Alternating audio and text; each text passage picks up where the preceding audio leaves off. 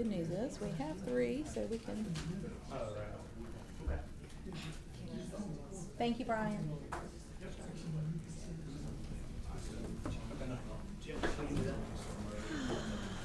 When it gets 5, I'll start.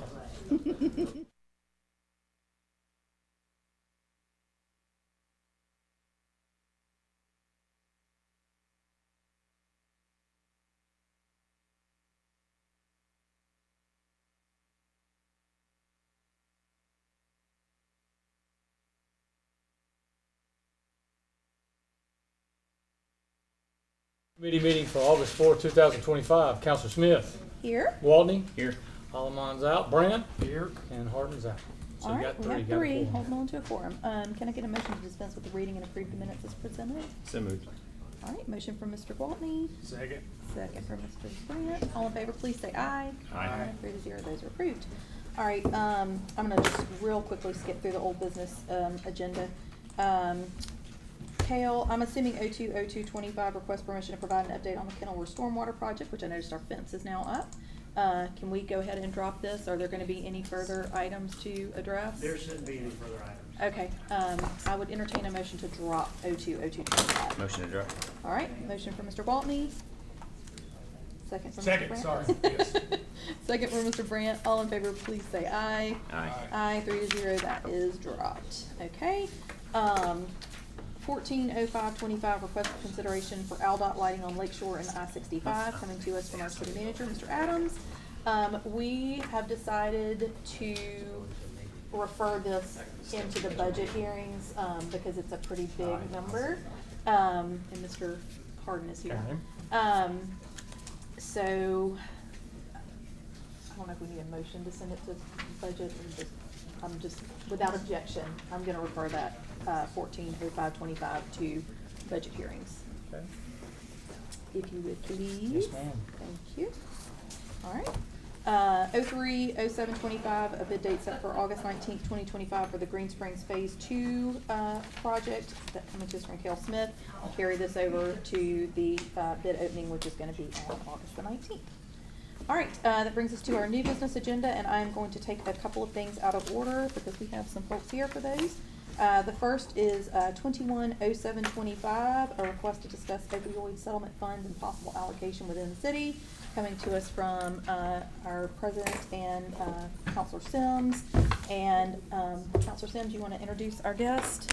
Yes, thank you. So just as a little bit of background, the city of Homewood has been receiving these settlement funds and they've been put in a separate account over the past few years. They're tied to a lot of restrictions from, the settlement, and so there's criteria related to those and how they can be spent. Also, the Attorney General and the League of Municipalities have issued guidance on how to spend those. In the past year, we've had discussions with the Jefferson County Department of Mental Health and also the Alabama Department of Mental Health about programming these funds and best practices, and that kind of just gets us to the point where I wanted to invite John Bales with the Recovery Resource Center to provide some of the work that they do, but also that he's been involved with on the statewide opioid and addiction prevention task force, and also some of the work that he's doing in partnership with Dr. Hicks and JCDH on identifying best practices for Jefferson County in particular. So John has some information he's going to present, but then there's also in the handouts there's a little bit of an overview of a one-pager on the Recovery Resource Center, as well as a draft of the suggested best practices from JCDH and Dr. Hicks. So with that, John, I'll let you introduce yourself. Please give your name and address, and then you can get started with the presentation. So you can. All right. Hey everyone, I'm John Bales. My address is 1581 Parkside Court, Homewood, 35209. So Nick, thank you so much, and thanks everyone for just giving me a little bit of your time. I'm the program director at the Recovery Resource Center. Am I going to do this? Okay. Sir. Okay. So you can just click on through. So a little bit about us. We're a program of the Crisis Center. The Crisis Center is a larger nonprofit that's been around Birmingham for a long time. We're one of their programs. We started in 2018 as a direct response to the opioid epidemic. These are our basic services. So what we do is we offer information. We're basically a central point of information for anyone who's struggling with substance use disorder, anyone who has questions about addiction, recovery. And then we offer primarily assessment services. So for people that don't understand or know what an assessment is, essentially there's two systems, right? You either have health insurance, and if you have health insurance, you can navigate that system relatively easy.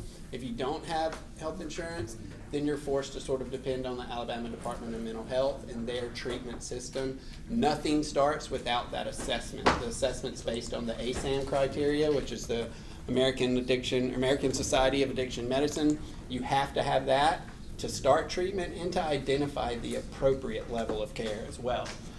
Before us, those assessments cost about $30. It would take about 2 weeks to schedule. Anyone who knows anything about somebody who's using IV heroin, they're not just going to stop using and wait for that assessment. They're going to use every day they use is a day they could overdose, a day they could die. So we wanted to just increase access, lower the barriers. We offer the assessments no cost, walk in, same day, no appointment. And then after COVID, we pivoted and we also offer telehealth assessments now as well. Referral's really a fancy word for case management. Basically, it's not as simple as, oh, I found a place, I want to go and get help. Every place has their criteria. Every place has certain barriers. We help people navigate those. And then some places, there's just a really long waiting list, and that period of waiting is when a lot of bad things can happen. Does that make sense? All right. So you can click through. Like I said, assessment is key, but peers lead the way, right? So peers, what that means is it's someone who's in recovery, someone who can relate to that person and sort of say, hey, look, I get it. I know you're scared. I know you're angry. I know you spent last night in Homewood City Jail. I know, and I understand because I did all of that myself, right? I'm a person in long-term recovery. What that means to me is I haven't had the need to have a drink or a drug since April 5th, 2015. But it also means I have purpose today. Primarily, I cannot wait for Thursday. I've got a 5-year-old. He starts kindergarten. I've never wanted summer to end so badly in my life. But I want to be a good dad. I want to be a good husband, and I want to help people avoid the same sort of pain that I went through myself.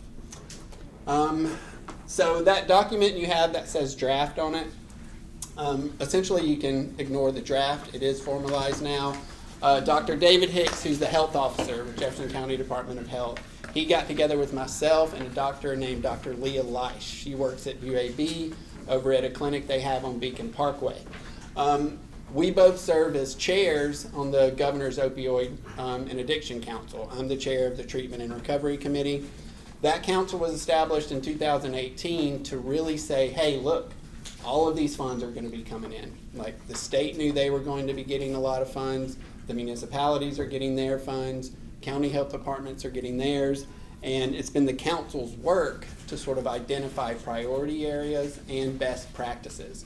So what Dr. Hicks wanted to do was get together, talk about Jefferson County, what it's looking like in Jefferson County right now, and sort of come up with a dedicated sort of roadmap for municipalities who want to utilize these funds appropriately and consciously. And so that's what you're looking at.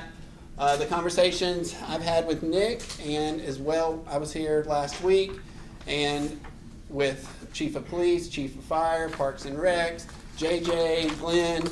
It was a really good meeting. I was super, super encouraged because what Homewood is doing right now is due diligence.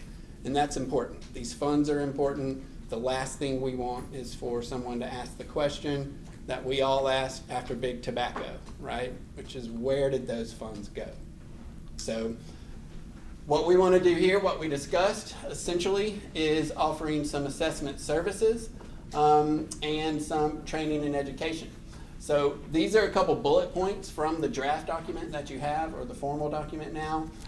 These are considered best practices. They're evidence-based, and they're suggested uses. You can click on.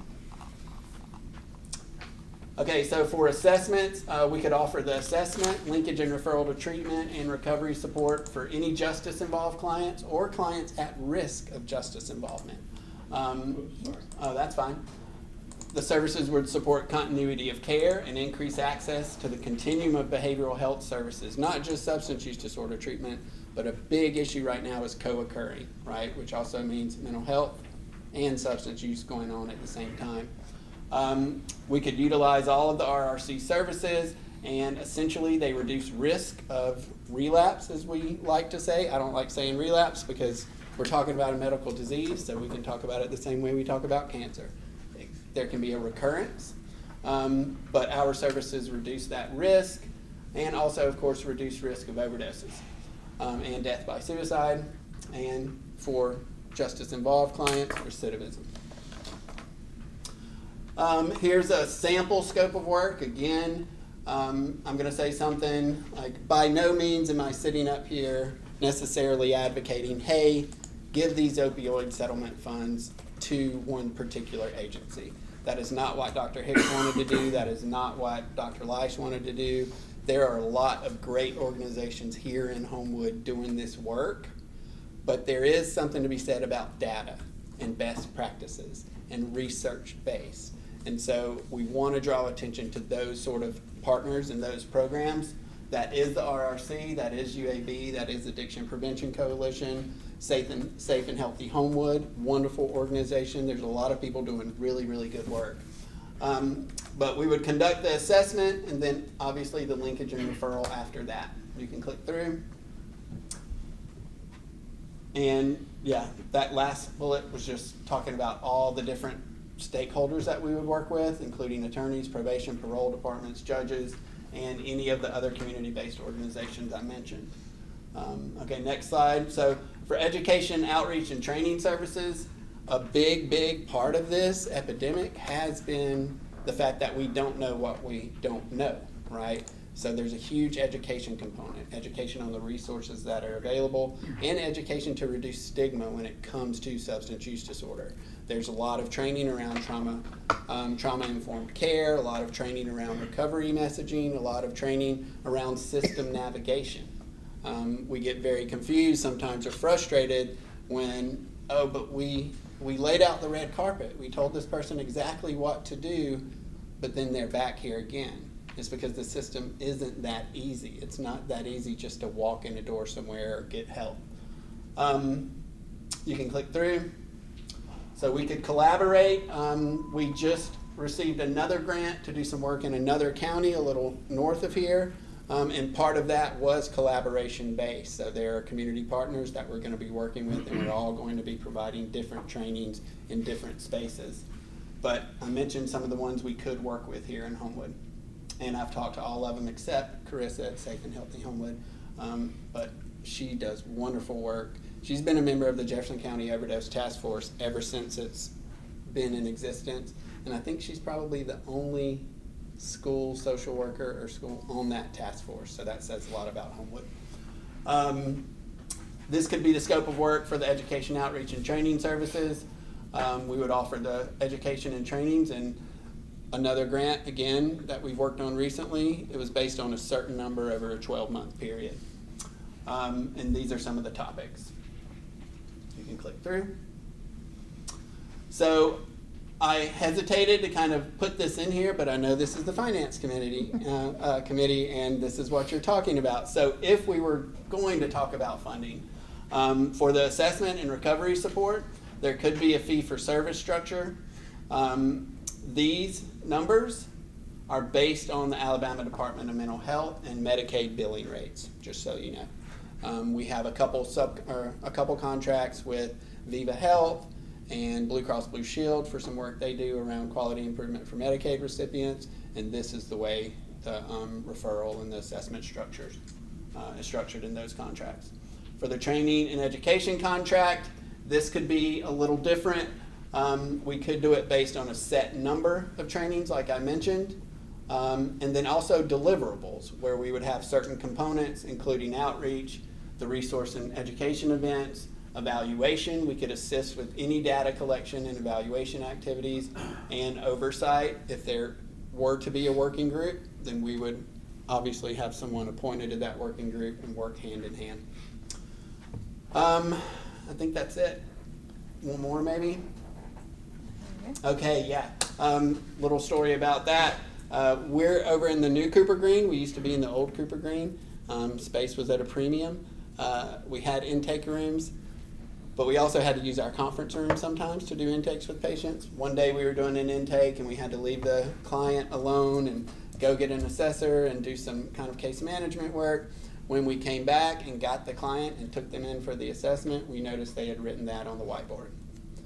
So it just says, thank you for loving us even when we don't love ourselves. I would not have gotten help without you. So, yeah. Any questions? I sped through that because I know y'all have a packed agenda. And No, we appreciate you going through that with us. Does anybody have any questions? And what I would assume we're doing here is, because this is kind of our initial hearing of this, that we would carry this item over. I don't know what your thought was, but carry this over so that we can continue to discuss it and figure out kind of what that might look like and what fee structure we might want to see about using. Yes, I mean, I think that seems appropriate given that, this is the initial presentation for a lot of the committee members and council. I will say that in, the meetings we've had with police and fire and even public works, there's definitely a willingness to have staff participate in the training and education. So that's already in the works, is knowing, something that's desirable. As far as the assessments, again, those would be something where we could, whether it's fee for service without a set limit, or maybe we, assign a certain dollar amount to this project and programming. But basically, we could work with police to where if there's someone, in the jail, that this assessment becomes voluntary, but something they could receive pre-release, so that hopefully we reduce recidivism. They're connected to services at release, and so that's kind of a lot of the discussion. One of the other things that we talked about as we move forward in getting partners together, and maybe this would be a phase 2 of this, is some of the mobile support that could be provided to people who are not currently at the jail, but actually just having supports cross with, I think you said there's a model through UAB with Cahaba Medical Care, with UAB with One Roof, to actually provide support services to individuals who are currently unhoused or who just need help within our community otherwise. Yeah, okay. Walter, did you want I to was going to say, something? this would be a good topic just to send to budget hearings for us to incorporate see about this that. Okay. into the new budget. And That I- might be. John, I would think we'd want something from you, if we do training for our staff, what does that look like financially? okay. Because I saw what you do if you're dealing with an individual who's got an addiction, but what does it look like to train our staff? Sure, I can definitely put something together. What I can say is we've had a similar contract with UAB, and the way that sort of looked like is it was, here's a set amount of money for 12 months, and we were contracted to provide the certain number of trainings, and we just submitted a monthly invoice. But they were monitored, of course. So that is one way, but we could also look at breaking down per training. But then we would have to think about the number of participants and all of that. So Could you send a copy of that contract that you mentioned with UAB to Nick?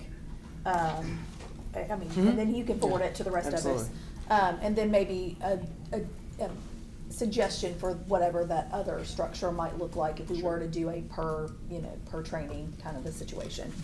Just so we kind of have both sides of the fence, and we can talk about that when we're in budget hearings. And I'm sorry, there was one other part of Thursday's meeting too that I wanted to recap. One was that, there are some other expenses which you could use these funds for, which police and fire are currently getting from other resources like JCDH in the state. So like Narcan, like we're not currently having to purchase that because Right. we're getting it from other places. Yeah. And also when we looked at kind of using these funds to support our own staff through like overtime pay and so forth in fire, that actually Chief Broad had to run some numbers on that and found it more advantageous to outsource that through contracts versus internally. Again, as President Jones referenced, having that discussion related to the budget makes the most sense, but just wanted to provide some additional information on that discussion. Okay, that sounds great. Okay, well, if you'll get that information to Nick, he can share it with us when we have our budget hearings here in the next month. And what I will do is I'm gonna do the same thing I did before, which is without objection, refer 210725 to inclusion in our budget hearings. Yes, ma'am. All right. All right, thanks, Thank everyone. you so much, John. We Thanks. appreciate you. Okay, now, I'm gonna take 200725, which is a request for the city manager to sign a lease for third floor office space with Navigate Wealth Management, coming to us from JJ Bischoff and Johan Gross from Navigate Wealth. They're here. Would y'all like to speak to anything, or do you want me to just let Glenn and JJ kind of handle that? I've got the lease right here. This is the portion of space on the third floor that was being leased to Alabama Power. It is approximately 3,720 square feet of space on the third floor. And the initial rent term would be $6,200 a month, or $74,400 a year. Yeah, for 5 years. And then, then the prices go up slightly after that for a 3-year renewal. Yes. And if I remember the tenant build out, they're performing their own tenant build out. Yeah. Does that cost Is there us anything else y'all? That's the only thing I was gonna add. Okay, yeah, that y'all are doing your build out. Okay. Right.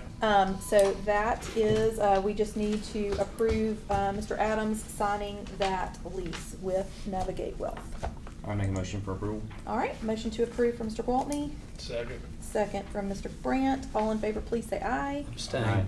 Okay, that's 3 to 0 to 1, with one abstention being from Mr. Harden. And with that, that goes out to our full council meeting on Monday night at 6 o'clock next week. All right, thank y'all. All right, now I'll skip back up to the top of the new business agenda, which is 180725, a request for permission for the city manager to execute an LDOT traffic signal lighting maintenance agreement for our DDI project, coming to us from Mr. Smith. Yeah, so we're gonna, in the next finance committee meeting, we're gonna talk about the diverging diamond bid and kind of where we are on that. So I think it would be appropriate for us just to carry this over until then. Okay, all right. Because this has to do with all the new signals and maintenance associated with the diverging diamond. I would hate to execute an agreement Before we know. before we know. Yeah, all right, so that 180725 is gonna be carried over.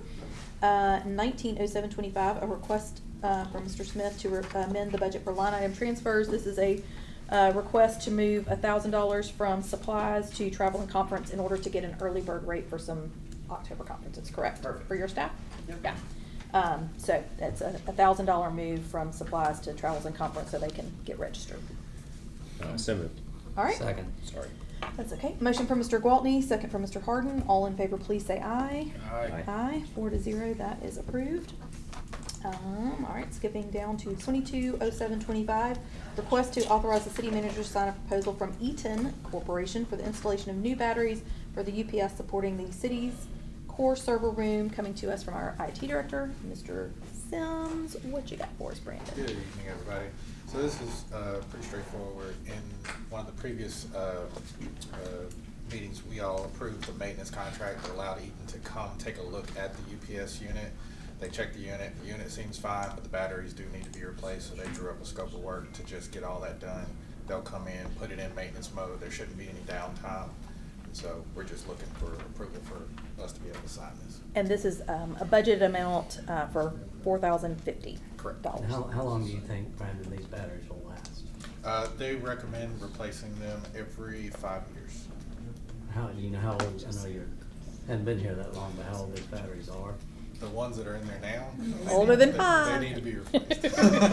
Older than 5. All right, so we just need a motion to sign the proposal, have Mr. Adams sign the I'll proposal. make the motion to approve Mr. Sims' request. for All right. batteries. Motion from Mr. Brandt, second from Mr. Gwaltney. All in favor, please say aye. Aye. 4 to 0, that is approved. 230725, request authorization for the city manager to sign a contract for design services for our library renovation phase 4, coming to us from Mr. Smith and Michelle's here in Judith's stead, so you Yeah. wanna tell us So what we got? We're gonna, we haven't practiced this, but. So, we need to start they need to start design of the project for the phase 4 renovations. If you remember, we just did the phase 3 renovations. Right. In order to hit the construction ending by May 2026. To make time for summer reading to start. Exactly, yes. Yes, okay. Because the phase 4 is specifically gonna be focused in the children's area, correct?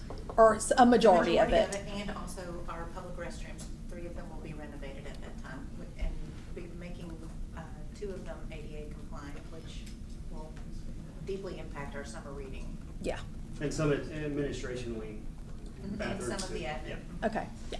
So, yeah, so the total estimate that you guys will see for construction in the budget hearings is about $380,000. Yeah. And so the contract is for $36,250. Okay, And there's a budget amendment to move money from a bond account to another bond account, a new account set up for library phase 4. Who's doing what? Davis is the architect. all right. So, need a motion for Mr. Adams to sign the contract for design services for library renovation phase 4. I'll make the motion to approve. All right, motion from Mr. Brandt. Second. Second from Mr. Harden. All in favor, please say aye. Aye. 4-0, that is approved. And with that, finance is adjourned.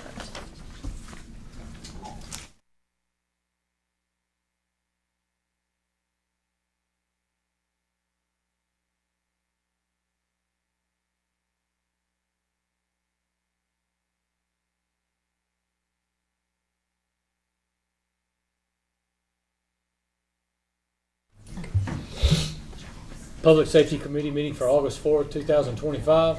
Counselor Gwaltney. Here. Wolverton. Here. Brandt. Here. Nelms. Here. Harden. Here. Everybody's here. Thank you, sir. We have a quorum, so at this time I'll entertain a motion to dispense of the reading and approve the minutes from the Public Safety Committee meeting from July 21st. Motion from Counselor Wolverton. Second. Second by Counselor Nelms. All those in favor signify by saying aye. Aye. All opposed, nay. The ayes have it, 5-0. Under old business, we have one item, 34-425, request for discussion related to safety measures at the intersection of Oxmoor and St. Charles, coming to us from Mr. Adams, the city manager, and kind of Mr. Smith. So I guess we're gonna do this in 2 parts, right? So, The recommendation that I had was, because of the budget requirements for residential parking, that we split this up so we can move forward with the engineered design. And if any requirements are needed in that we could possibly move that into a budget cycle if required, but there could be enough funds to start things. And so it would be smart to go ahead and move forward with the engineered design and be able to do some restriping or anything like that the committee approves. Brian, do you have the engineering PDFs? Yes. Oh, there we go. So let's talk about this item first. Do you want to walk us through, Yeah. the committee and the council, and I know we've got a business owner in the room as well. I certainly can. So Glenn came to me and said, I want you to focus on pedestrian safety and the way traffic maneuvers through this intersection at Oxmoor and St. Charles. I had looked at this a couple of years ago at length. I wanted to get a third-party engineering firm who's more familiar with traffic components and safety, and specifically pedestrian safety. So we really looked at this for pedestrians, right? This is a highly trafficked area, lots of people walking through. And this is what we came up with. First, the problem are the diagonal crosswalks. So you see one here at Broadway and then at St. Charles, how they're angled, right? Creates a really long path for folks to cross the street, creates weird angles for cars who are trying to turn into them. They're not crossing at right angles. So that's the easy solution. So this was phase 1. There are 3 phases, by the way. So phase 1 includes a bulb out here and a bulb out there. That's what you see in beige or pink or orange. So really the work in what we call phase 1 is all happening right here at St. Charles. And it also gets rid of this left turn lane into the alley and creates a little bit more space, traffic space along along Oxmoor. Okay, phase So, two. before you move on that, the discussion on that issue was, where is the loading and unloading gonna be doing for all the restaurants there? Because everybody in the committee was in agreement that that area along St. Charles on Odie's would become a no marking, no loading zone, no parking, no loading zone. And so where the loading occurs, it would have to be like a restricted thing where in the morning there's no parking in front of those structures, so where all that diagonal parking is could be loading and unloading. But that was a concern by not having a hash mark in the middle where the turn lane was, that you lose that ability to have loading and unloading in the center. And so there's really no loading and unloading for vehicles if we do that. So that was the only issue on that part right there. So what are you recommending that when they, like one place has breakfast? Yeah, I so mean, they're gonna have that's people a- there in the mornings. I understand, and the problem comes down to, in the morning, you're gonna have to, you have parking on the side there, but it comes down to, can you even coordinate for the businesses to have all their people, because they can't control the delivery schedule as well as we thought they may be able to. A lot of these places have very large distribution networks. If you see the 18-wheelers going in and out, that's a pretty big truck loading and unloading stuff, and it depends on how they load it up for them. So there's a big issue with, in all of these phases, of where the loading and unloading zone becomes. And not to mention, there's other questions for other areas for creating driver takeout areas too. So those are difficult things for us to discuss in this. Right. Yep. And so that was not, so I look at this and I don't Purely see. pedestrian safety. Yeah, I don't see loading and unloading, right? All I see is a pedestrian comes right here and can be backed over by a car who's trying to leave there because there is no,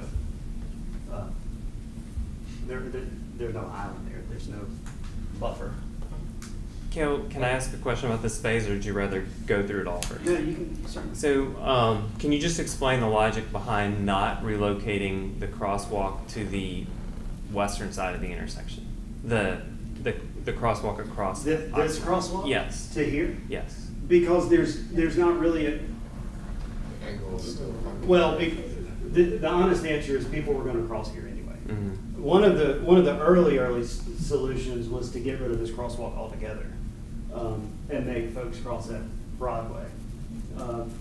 But I think what we decided was there are so many children, especially in the mornings and afternoon, walking to and from Edgewood through this alley, Mhm. that are gonna cross here.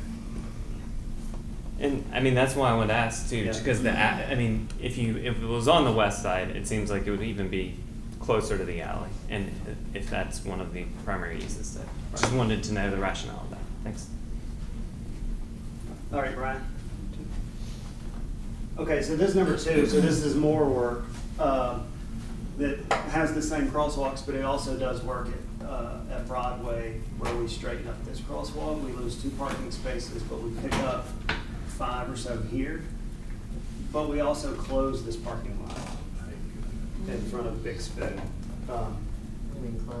Like, And you just have one access point? Like they would potentially be able to come in this direction and be able to fit some vehicles in there, but, Yeah, the grade is too steep, I think, on that. That seems west like On side. that side? So If I'm not owner, I wouldn't be happy about that. Yeah, if I were one of those businesses, I would not. So in this phase, one of the things we talked about is instead of the parking spaces going in, you make that the loading zone. right, you would create loading here. But the real thing there is if you see that, that's all sidewalk that's protecting pedestrians from any kind of risks. I just think that those Yeah. business owners who have their businesses right there with parking Yeah. spaces are not gonna want their parking spaces to go away. Right, but, I mean, we could even reserve these for those businesses. Yeah. It's just a really bad That idea. increases enforcement, and that's just gonna be a challenge. Yeah. I think phase one, and I think you have one more phase, or is it I have two? one more phase. I think phase one is obviously logical because it solves problems with that intersection. Before we proceeded with anything like phase two, we would need to go meet with the businesses over there. And I know many of the businesses take their deliveries very early, because I go through there really early in the morning, and they're often parked in the spots today, you know, ferrying stuff into a couple of the different ones. Taco Mama takes deliveries early. I think Frothy Monkey takes deliveries very early, as does Ruby Sunshine. Yeah. I do And like, think I it'd do be like worth starting straightening a up the, conversation with the business owners. straightening up the crosswalks is a good thing. The crosswalk here? Yeah, yeah. I do So like we would straightening. lose those 2 parking spaces, but we added them back here. Yeah. Yeah. So go to the third phase, Brian. But you can do that without, like, you could not close off, you can't add those parking spaces without closing off that parking in front of Big Spoon. That's correct. I mean, the parking space, we Yeah. already have There are already some there. one or two there Yeah. now. Yeah. Caleb, Mr. third- Harris? I'm not seeing it, you're taking out those 2 by the crosswalk and Broadway. Where are you adding to one? So we would be adding 5 here. Yeah, we would add 5 here. Because I'm not, I mean, I know I don't get it wrong, but I'm not saying it would be something that, you don't need to take away any parking spaces. Are these, That's not good. are those already parked, the spaces that are down here in front of the apartments, those are already there, right? No, we just went to phase 3. Oh, This is sorry, phase okay, 3. okay, got it, sorry. And mind you, in busy times, those invisible parking spaces are already there. Yeah, I was about on to the say. west. Yeah. Yeah, people park there anyway. Right. So phase 3 adds a bulb out here, just kind of narrows down Broadway, and then it adds parking on. So we're taking out a left turn lane here. Yeah. We're adding parking through here. And then adding a bulb out again right there next to the alley. That's correct. On both sides of it. So let me ask a question. With the crosswalk that gets rid of 2 spaces, if we, and I know people are gonna do what they do, and sometimes you just can't stop them. But if everybody used the right crosswalk with, I mean, not that we could force that to happen, but are you convinced that if we got rid of that one, people still are gonna walk across right there? They are. I mean, people cross all, you know, they just park and they just walk across the street. Yeah. And especially in the afternoons with the kids coming from Edgewood. Caleb, you know, we had to put a bollard at the corner of our building where it is now because cars, there are no parking spots right in front of Odie's patio, right? It's a fire lane, I can't remember exactly what it is. Right, it's striped crosshatch. Yep. Yeah. And, I mean, we still see, like, our bollard has been hit like half a dozen times because cars cut that corner, and that, to me, when people walk across those parking lots, they're never walking to the crosswalk, and myself included. I'm never walking to the crosswalk to cross about St. half Charles. Oh, you know, mean from there to there? Yeah, yeah. Yeah, and so I think the best thing about this plan is that sidewalk being extended down into Oxmoor. I think that will help a lot because cars cut that corner where that crosshatch is. Yeah. And don't see people walking, especially walking out of The downtown parking lots. Edgewood to the parking lot. I've seen a lot of close, kids especially. So I agree with part of that. I'm the resident that brought this to the attention originally because my 8-year-old and his 20-year-old nanny were hit as a pedestrian in this crosswalk, crossing appropriately as they were supposed to. And as a resident, the big problem is, yes, that crosswalk is awkwardly placed currently. And where people turn near Odie's is very awkward because they either cut in or because of that loading zone there, there's a large truck or a car picking up to go or what have you. People that are turning from Oxmoor right into St. Charles are turning into the oncoming traffic lane blindly, into pedestrians and into oncoming cars. And so that loading zone there is really a problem for safety. And there has to be somewhere for places to load. But a giant 18-wheeler there where cars are coming into each other blindly and pedestrians there is a huge safety issue. And so that's what I originally brought to the committee, is, you know, I don't want to lose any parking places. Parking is a separate issue that we've brought to the council. And so I don't feel strongly about that, but I think something needs to be done. If I could bring up a because side he ended note. up at Odie's getting medical care. Yeah.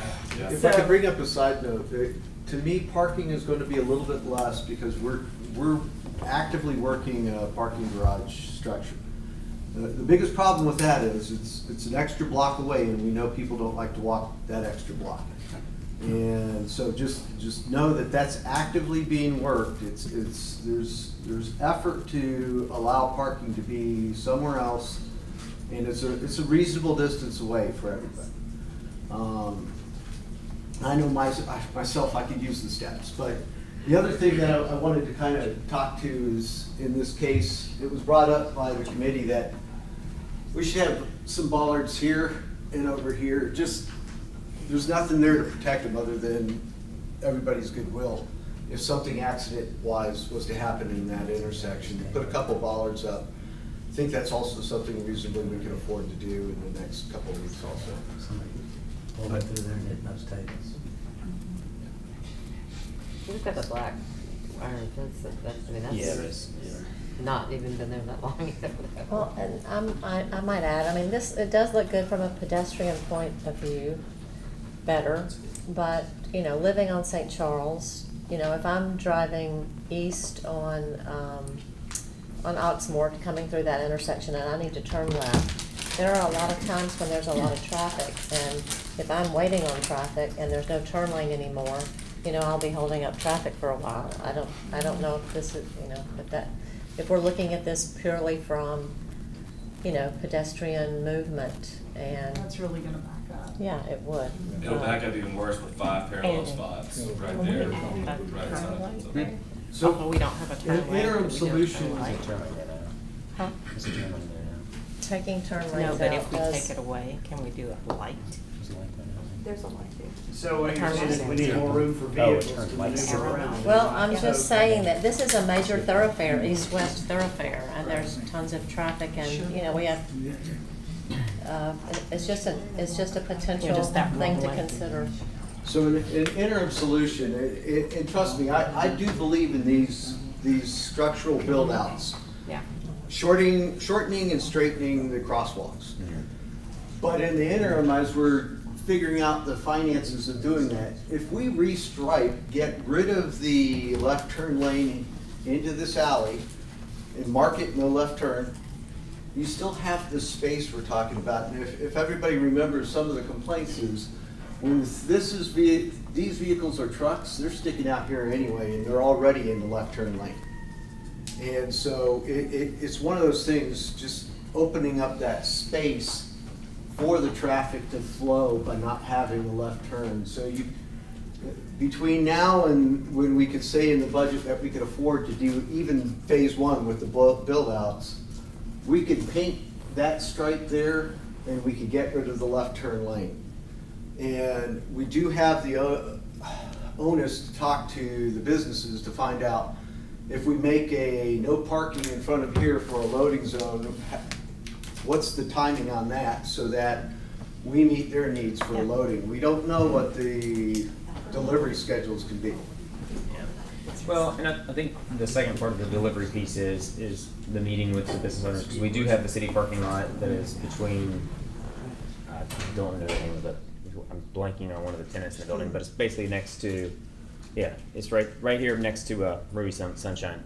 So we have that for deliveries that can be restricted in the morning. We could also restrict our parking lot, because you're not allowed to park there overnight anyway, over the old Wade parking lots as well. So, but I think that needs to be a discussion point. So I think we can all agree on phase 1 for now. Cale, do you have engineering funds for engineering services on this? So we could get, or do you need it? I would need it. Okay. Yeah. We also have funds left over from our Oxmoor Road Diet project, probably. We do, but that We may not get a money lease. can't be moved into the general fund. Yeah. Cal, do We need to hold that money because we may not get a lease. If we looked at Maybe the parking, build like it. that parking study, and we did traffic through here and all that, or is that old news? We assessed. We've done parking counts. Yeah, and we've done a traffic study through here.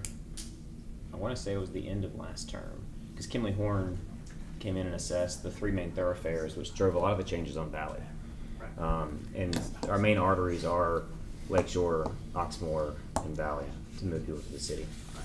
And to your point, Jody, we flew a drone on a Thursday at different times of the day to figure out what occupancy rates. And I don't have that information here. We're gonna talk about it. So for phase one, send this to budget for funding? Yeah, but I think the committee can make a recommendation to do some restriping, like I mentioned, between now and when it's approved in the budget for further work. And I think that'll cover some of it, which would be, you know, the no loading zone, and whether we decide to block off parking here or here is one thing, but then a no left turn, that gives extra space for traffic, and it does mitigate some of the issues. If we tell the businesses that the trucks go into our parking lot in the morning, most of them are delivering in the morning, not all, but generally. A lot of it's during school time, and so the traffic is really thick. So I'm just wondering if they go in that parking lot, they're just moving back and forth across. Well, part of the parking reason lot. why the committee had originally recommended here is because an 18-wheeler getting into our parking lot is not gonna be It's very gonna be easy. challenging. The short one will be able to get in, but not the long ones.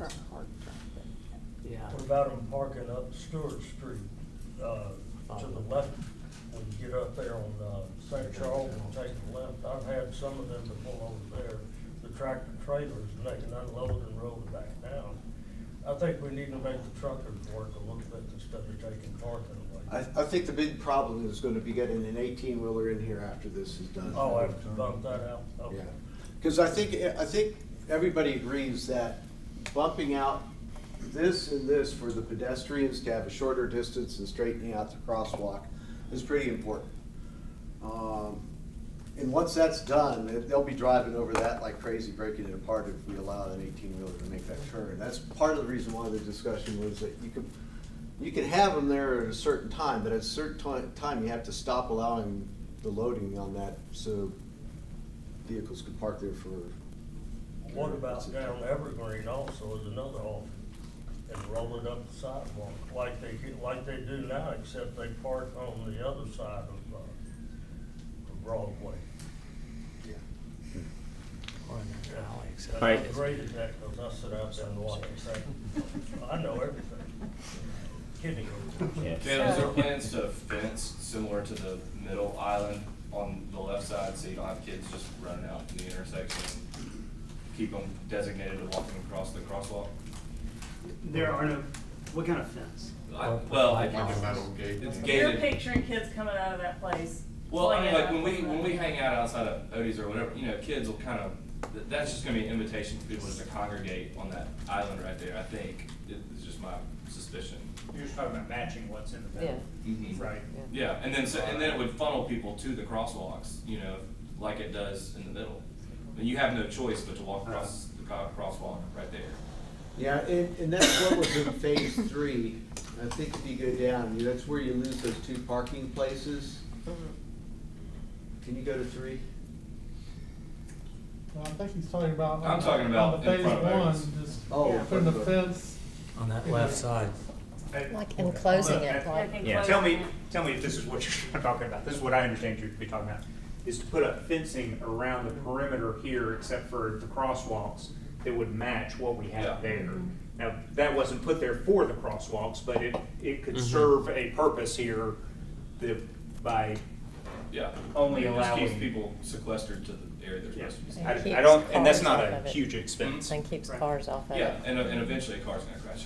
Yeah. You need a pipeline. Well, there's one. There's one he's already got, but we're coming out Again, from it. that build out is really gonna have to be on the budget because it's not in our funding right now for it, so.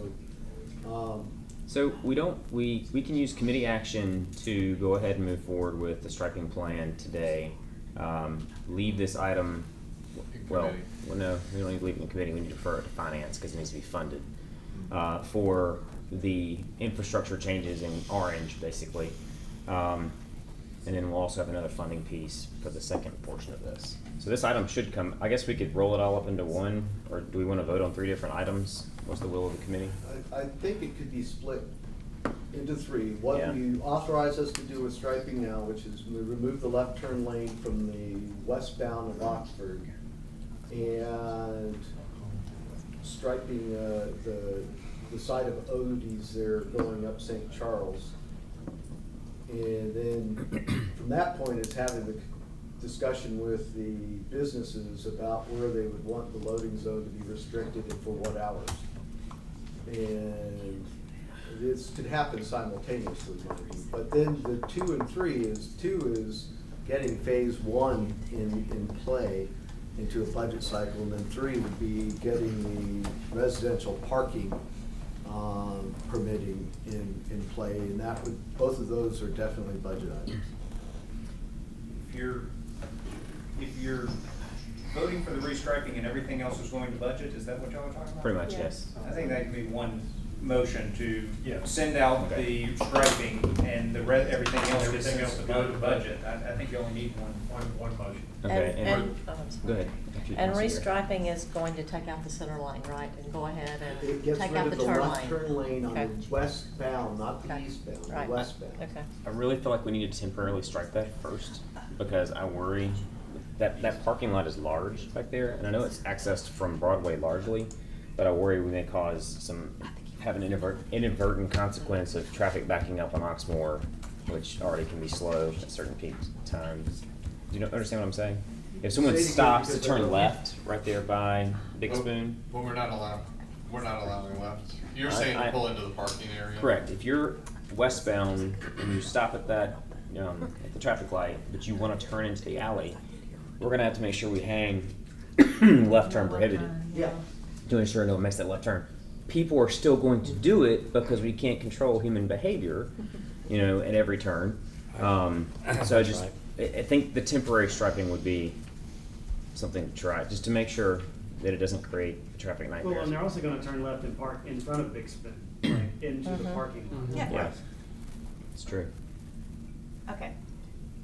Can I look at phase 3 one more time and just say something? Phase 3, Brian? Yeah.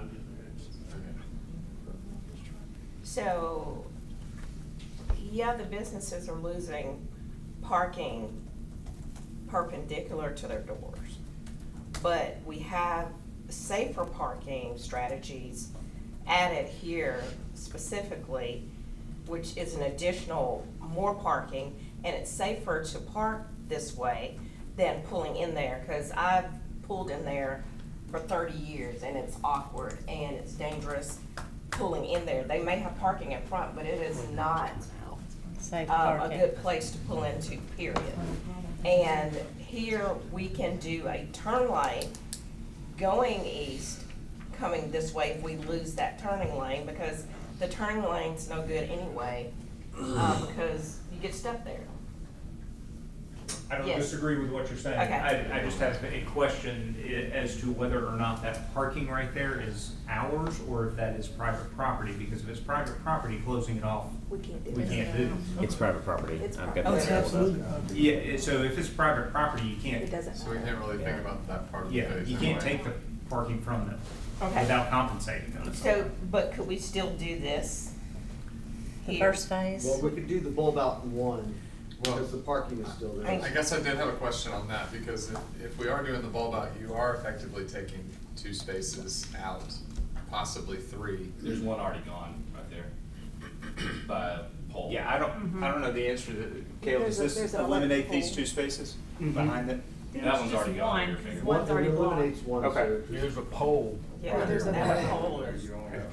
All I'm saying is you You can't can't do take that. private property without, Okay. without compensating them. So whatever we do, we've got to talk with the Okay. owner of that property about it. To your point too, Counselor Nelms, a lot of this would take coordination with the businesses and discussion, but, if there was some subsequent events which we're working on, like the access to the deck with Dawson, if that came on board and we're able to then enforce parking time limitations on the other surface spaces like that we purchased from the estate of Buddy Wade, and then there's kind of a shift where more business staff are parking in Dawson, this is more available for customers of the businesses, then possibly losing 7 isn't such a big deal. And if we can kind of talk to the business owners about actually them changing it to like a cafe style seating like across the road, it actually could be better for some of their businesses, at least the, restaurant, retail revitalization of the area. Right. So I don't think we can take it. Right, We they could can discuss with agree to them it. about That's not a possibly problem. improving that area, and I think that Yeah, would be. You can't, my only point was, Yeah. I don't think you can Take vote on action. it until you Yeah. talk to those businesses, because we can't take them from the businesses. Yeah. Okay. So if they agree to it, fine, there's no problem with that, but I don't think we can implement something before talking to them, since that's private property. I agree. Yeah, and the scale could potentially be changed if need be. Sure, So, sure. so I think the recommendation would be, so, committee, listen carefully. The first piece of this would be to recommend installation of roadway changes related to striping. The second would be referral of this item to, referral of the phase 1 plan for funding to finance. Step 3 would be referral, well, we can get a report on step 3. Step 3 will be the residential parking pass component that Mr. Adams will go through momentarily. So that will be the item that we will vote on. Do you want to give us a breakdown of the residential parking pass piece? Well, I thought that would just go straight to the budget committee, because the bottom line is we have a good group of people on the roads, basically 3 full roads, all the way to St. Charles and the first 2 roads going up St. Charles, supporting getting parking permits. Part of that would be to do parking enforcement across the city, managing the 3 hours, using part-time, hopefully retired police officers, reutilizing vehicles that we were going to put out for excess equipment, and be able to have that in the times that we see across the entire city, being able to enforce parking. And that way we would then be able to have residential parking. We haven't got a price back on the police software that allows them to go down the vehicle, that digitally date timestamps every vehicle as it drives by it, and be able to say, okay, at the 3-hour mark, whether or not that vehicle's passed its limit. And so that's a different piece. So on the residential parking permit piece, we would have to hire 3 to 4 officers. 3 part-time. 3 part-time officers. That would be a citywide. So basically, what would that look like for various parts of the city that would say, well, I want to get residential parking passes for this area? Or to just be the entire city, you could just call in. And who would manage that at City Hall? So right now, it's just the area that has been polled and validated that they have the majority on those streets. And that's in the area straight up St. Charles and the first 2 streets on that. Highland and Irving. And so, right now, and that would be a council ordinance that says this is a residential parking permit area. In the software, we don't have the fine tuning on, because there's different softwares that allow it to be, the resident plugs in the information of the vehicle that's there, and that's a permanent one versus a temporary one of just a visitor coming in. And then you could have the stickers that or not stickers, but like badges type things that you can give to people who are doing construction work, contracted work, etc. So that. I was just saying, I just have a logistical question. I mean, I understand discussion and the relevance of enforcing, parking times that we've set across the city. From my best understanding, these are, and we would hopefully look at part-time retired officers. Yeah. But my assessment is that we're talking about 2 different areas of town that have different parking issues at different times of day. Yep. So, are we really talking about having officers come in the evening to enforce parking problems in this area? And Absolutely, and that's part of the reason why we versus look at downtown, it's throughout the middle of the day. Correct. Normal business hours. It is to flex them because they're less expensive, and you could do it over the right amount of time. And depending on people's schedules, that's why we need 3. We didn't feel 2 was going to cover down enough. Right. And so in our conversation, 3 was the. It's it's kind of daunting just listening to that. I think Well, from a if you look at the logistical parking standpoint. enforcement problems we have around City Hall, there's vehicles that come here and stay here for a very long period of time. Right, and And that's our- why we set up years ago the 3-hour time limit. Yeah. So, what is the relief mechanism with the parking permit when someone is in, I guess, parked illegally? Well, With the- with how the- do you with rep- the- yeah, We're gonna what request happens? a change in the fine in itself, bringing it up to something that is more reasonable. Okay. Because right now, it's basically feeling like, okay, well, that's my Russian roulette of a fee for parking anyway, if I was parking anywhere else in any other city. So we fine based, not a towing. Not mechanism? intended to be towing, it's Okay. intended to be fine.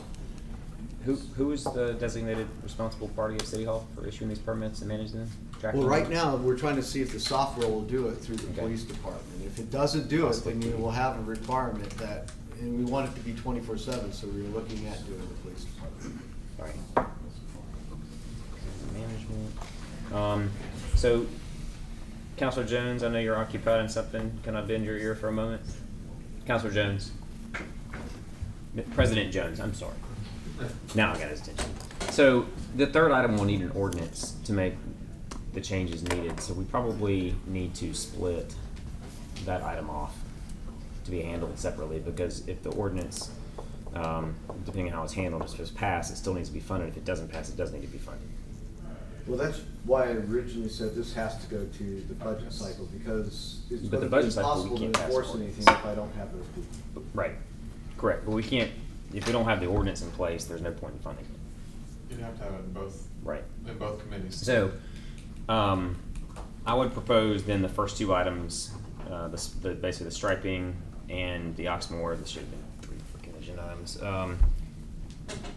We can move those to budget.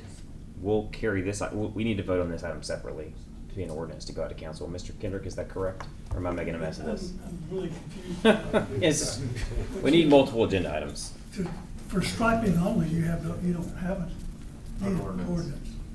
For any changes in pedestrian walkways or no parking areas, you absolutely have to have an ordinance. So I'm not sure that I understand Glenn's proposal, We don't need an ordinance for to take the turn lane out, correct? not for the Okay, restriping, no. so the restriping, we're good. So the other item related to phase one. There was the only other one mentioned We already about have no crosswalks parking approved. next to Odie's. If you are going to change that from the loading zone ordinance that presently exists, you will have to have another ordinance.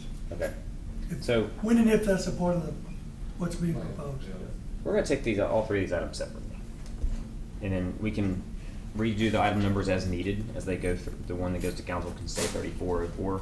So, committee, public safety committee, yes. Yeah, I'll move to approve the temporary striping. and- Okay, so the first item, I know this is probably convoluted. Convoluted. So item 1 is the striping solutions that will remove the turn lane and make other assorted changes, like that's denoted on the PDF. That is our first item we'll vote on. So we have a motion. Yes. I'll second. For the striping. Second by Counselor Harden. Temporary striping. Warburton, Harden. All those in favor signify by saying aye. Aye. All those opposed, nay. The ayes have it, 5-0.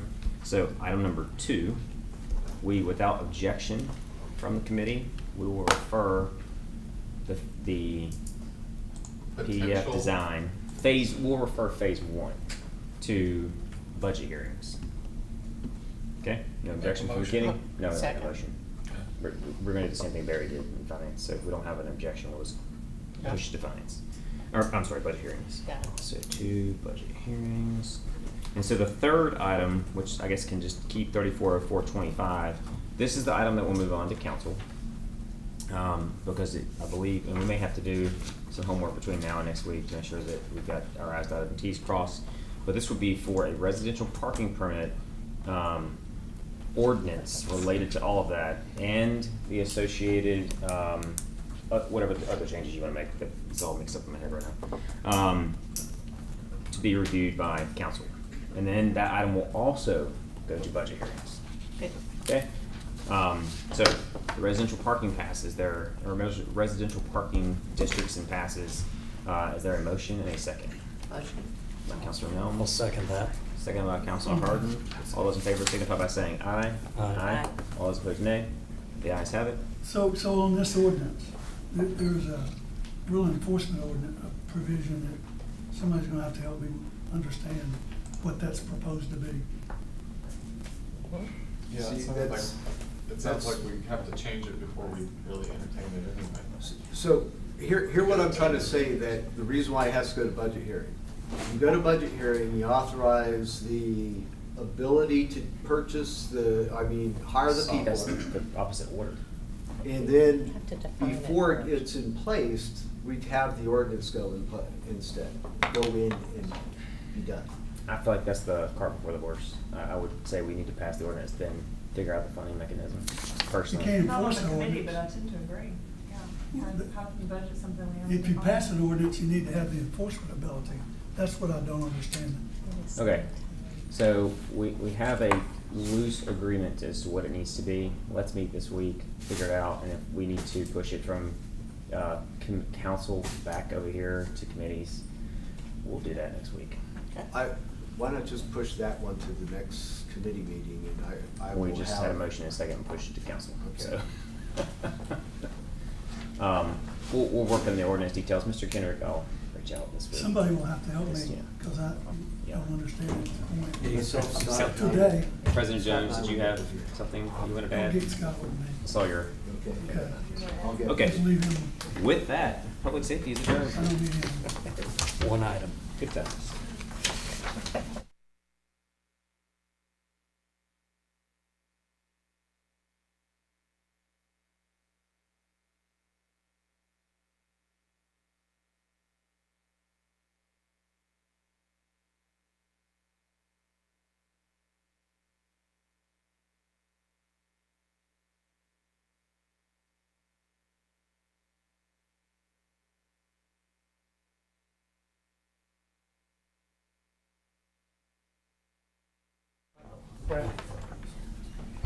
Public Works Committee meeting for August 4, 2025.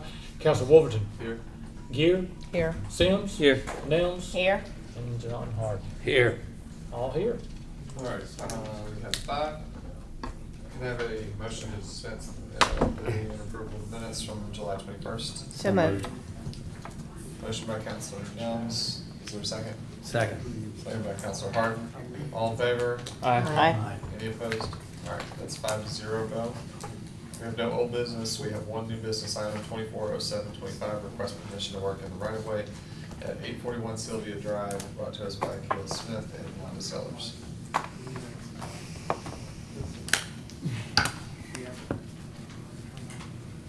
Do you have a PDF?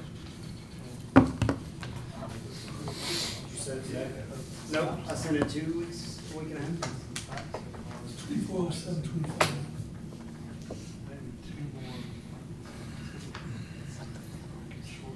You want me to send it again, Brian? Give me just a second, sorry guys. I can't hear you.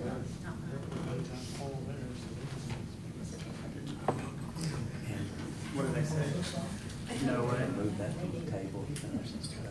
No, there's somebody out there today. I need to figure out what's going on.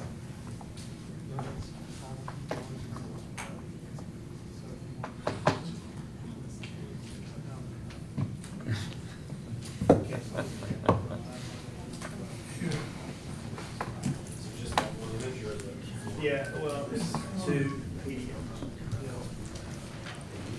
Oh, it's 1. It's 2 PDFs.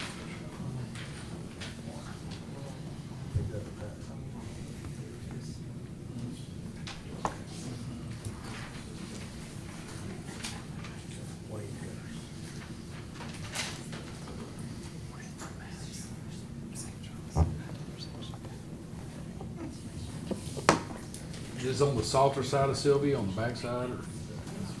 It's on the corner. Yeah, it's like a horseshoe. So the south It's the one west closest part of to the horseshoe. the rock. Oh, yeah. Yeah, so the road's coming around that way. This is Melinda's house. She is here. There was an existing retaining wall all along this property line. Tell me when I am wrong. That she wanted to replace, and so she began to replace it. without a permit because she didn't need one because of the height and the way it was being constructed. So an inspector went out to check something and realized that a piece of the wall, the existing wall that she was replacing, was extending into the right of way. So Melinda, who always wants to do the right thing, decided to stop the work and come to council and ask for an indemnification agreement. So the existing wall is hidden by these shrubs, and I think they're gonna replace the shrubs. Actually, that's kind of an old picture. Most of those shrubs have been able to remain. The ones on my side, we've had to remove. But we'll make sure it ends up looking landscaped in the long run like that. But that's a very old picture. But yeah. So 1 foot into the right of way, is that what it is? It might be a little bit more than that. Wait, 1 foot. Is 1 foot tall, yeah. And it's necessary to keep, they can't slope the area from the driveway down onto their neighbor's property, or it would have a So significant. the right of way is coming out to the street. This really helps kind of show how our driveway is really almost like at their roof line. Right. This That was tree, just like right. that tree is gone now. When you talk about the right of way, you're talking about as it comes towards the street, because you got private property on the other side. Yes, so like right here is where the wall ends. Yeah. And it's sticking a foot into the right of way. Yeah, and that's where the new wall. It's made of cross ties, and I think it was installed in the 60s. It was made of cross ties. Made of cross ties, and we've done a poured concrete wall. We do have an open permit in the back of our house for some poured concrete, and so the inspector was there. I guess he was there seeing. Checking that. Maybe checking that, or just seeing the status of it, and said, wait a minute, this looks like you're coming into the right of way. Words you never want to hear. Yeah. So, yeah, this neighbor right here obviously really would like for it to continue on. It's actually way more necessary for them even than me because of the topography. They told me on the phone today, of course, to tell you all they are not in opposition. They do want it, and they were going to send an email to Kel, but I'm not sure if I gave them enough time to do that. Like, does the diagram from the presentation provide you with what you need? Yep. Okay. Got the resolution ready. All right, I'll make a motion to approve the work in the right-of-way with the proper indemnification agreement. Second. Motion by Counselor Sims, second by Counselor Muir, all in favor? Aye. Any opposed? All right, 5-0 vote, and with that, we stand adjourned.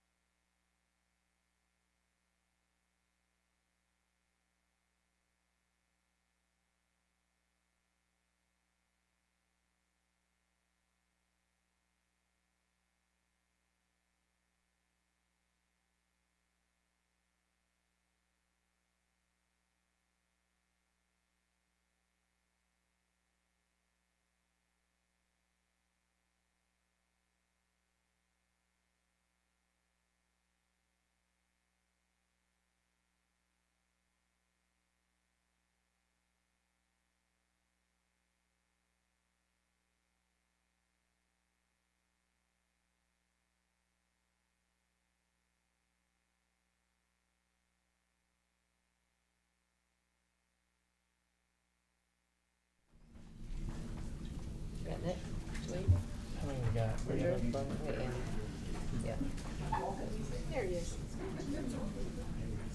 Thanks. Ready? Okay, All right. we're ready. Planning and Development Committee meeting for August 4, 2025. Counselor Andrews? Here. Spalding? Here. Wolverton? Here. Sims? Here. Nelms? Here. All here. Excellent. Okay, I'll begin with a motion to dispense the reading and approve the minutes from our last meeting of June. Okay, Second. Wolverton with the motion, Gwaltney with the second. All those in favor? Aye. Any opposed? That passes 5-0. Old business 10:07:25, public hearing set for August 25th, 2025 at 6 for consideration of amended development plan for property at 124 South Point Drive. We have already sent that out without recommendation pending the public hearing. Item number 11:07:25, public hearing set for August 11th at 6 p.m. for consideration to rezone 1833 29th Avenue South from an I-2 to a C4. Applicant Mike Moran, owner of City of Homewood. To rezone the western portion of the subject property currently included within the 0.54 acre lot served as the former City of Homewood's police station. The Planning Commission voted 6-0 for a favorable recommendation. I am going to hand this over to the mayor. Thank you very much. I sent this in an email to everyone this afternoon. I've been contacted by Mr. Moran, and he has asked to withdraw his proposal and the contract. He noted that he no longer wanted to pursue it and try to continue to answer frivolous and very quickly dismissed lawsuits and other comments and attacks that have been made on his integrity and others' integrity, and he that wasn't worth it to him, so he doesn't want to pursue it anymore. The attacks on his integrity I certainly can relate to, unfortunately, and I sympathize with him. Nevertheless, I'm still sad to see this project go. I think it was a good project. I think it was a unique project. I think it was a project that managed to combine what people have been asking us for 10 years for that property, and to do it with money that was coming from this project itself rather than from city funds. And it was going to also produce a revenue-producing business on property that's never produced tax revenue before. So I'm sorry to see it go. It was a project that I believed in. It's a project I still believe in, so I'm sorry that it's going to go away. But you know, I genuinely hope that the next council, when they look at it, that they're able to thread this needle in some way, whatever that means, where they are able to put something there that benefits the community, and also that balances the fiscal responsibility that they'll have to the city to deal with this property. And that is a difficult needle to thread, but I genuinely hope that the next council is able to do it. So with that, we will, the public hearing is already set, so I would simply ask that the committee send it out without recommendation so that it can go out next Monday night, and the public hearing can just be open and closed, but it can't be dropped until that public hearing has been completed, given the fact that it's already been advertised. Okay, I will entertain a motion to send without. I make a motion to send it out without recommendation pending the public hearing. Second. Okay, with a motion from Councilor Sims and a second from Councilor Walton. All those in favor? Aye. Any opposed? That passes 5-0. And without further objection, we are adjourned. Beverly, thank you for the report, Mayor. That's really disappointing.